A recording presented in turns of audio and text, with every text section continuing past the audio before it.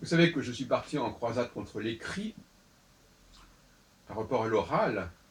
Dans ce sens, je suis dans une position plus ou moins chrétienne. La lettre et l'esprit. Quand on est face à un écrit, il faut se poser des sortes de questions. Qui écrit? À qui s'adresse-t-il? Qu'est-ce qu'il y a derrière cet écrit? C'est-à-dire quelle est la philosophie, quel est l'esprit de ces écrits? Si on ne se pose pas ces questions, on va n'importe où. Si on ne se pose pas ces questions, on va dire que ça vaut pour tout le monde et que c'est une vérité universelle. On fait dire aux écrits des choses qu'ils ne disent pas. Ou on les garde à un niveau littéral qui finalement est assez insignifiant et qui ne veut pas dire grand-chose. Et surtout, par ce niveau littéral, il ne permet pas de déterminer qui parle. Parce que si on n'a pas déterminé l'esprit d'un texte, on ne sait pas d'où émane ce texte et à qui il s'adresse. Donc on est dans un cercle vicieux.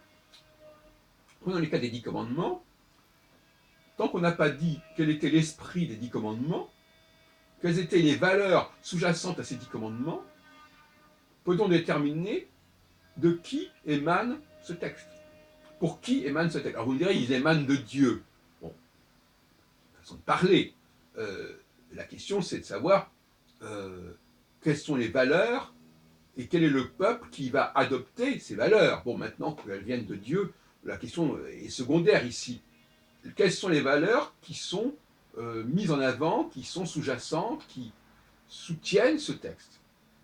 Et à partir de ce moment-là, si on voit que ces valeurs sont en analogie avec une certaine population, avec les valeurs d'une certaine population, on aura le droit de relier cette population avec ce texte. Encore faut-il être capable, évidemment, de déterminer les valeurs d'une population donnée. Donc on est dans une sorte de processus de recherche assez complexe. On peut inversement dire que si ces valeurs sont en contradiction avec un groupe donné, ça veut dire que ces valeurs ne sont pas propres à ce groupe donné, ne concernent pas ce groupe donné et n'émanent pas de ce groupe donné. Voilà, tout un ensemble comme ça de questions qui peuvent se poser et qui ne se poseraient évidemment pas de la même façon si on était dans l'oralité. Si on est dans l'oralité, encore qu'il faille se méfier un petit peu, on sait qui parle et on sait à qui on parle. Par exemple, si on prend le cas de Moïse, si on était, si tant est qu'il ait existé et qu'il ait fait ce qu'il a fait, si on visionnait son discours, réellement tel qu'il s'est déroulé, et non pas tel qu'il nous est relaté ou narré par les textes, l'écrit, on verrait qui est ce Moïse et à qui il s'adresse. Et on verrait certainement qu'il s'adresse à la population des hommes hébreux et non pas des femmes. Parce que tout simplement, les valeurs des hommes et des femmes ne sont pas les mêmes. Leur statut n'est pas le même. Leurs obligations ne sont pas les mêmes. Leurs devoirs ne sont pas les mêmes.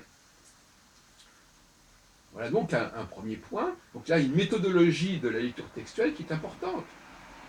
De la même façon, quand on lit les dialogues de Platon, la philosophie grecque, est-ce qu'elle s'adresse uniquement aux hommes ou aux femmes et aux hommes? À mon avis, elle s'adresse essentiellement aux hommes. Et donc, par conséquent, elle n'a pas de caractère universel. C'est-à-dire aucun discours ne saurait avoir un caractère universel, si ce n'est à partir du moment où il apporte des différences et des distinctions. Il faut distinguer, comme dit l'Évangile, le bon grain de l'ivraie. Bon. Donc, effectivement, aucun discours qui n'est pas dans la polarité, dans la différenciation au sein d'un ensemble, n'est viable. Et tout discours qui serait lu comme étant universel, ce serait déjà un contresens de le lire ainsi. Contresens sociologique notamment. Par exemple, les droits de l'homme, ce ne sont pas les droits de la femme. On sait très bien que c'est dans un monde masculin que la Révolution a été votée, sinon vécue, et c'est les assemblées constituantes, et les assemblées ont été des assemblées masculines. On en a déjà parlé.